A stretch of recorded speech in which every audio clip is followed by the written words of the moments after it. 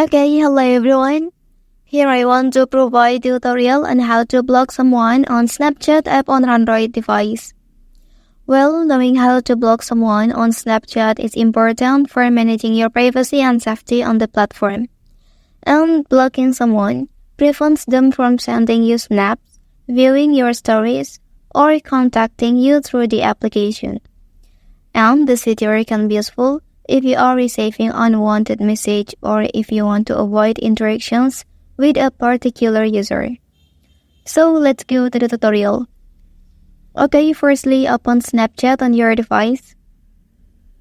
Well, after that, you can enter to the Stories tab. And then click this icon to search other users' account. Okay, and here you can type their username. After that, long press on their profile account.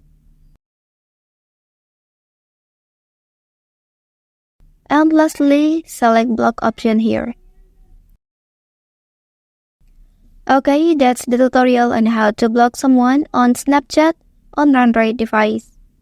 If you are helped by this video, don't forget to like and subscribe to get other information from this channel. Thank you.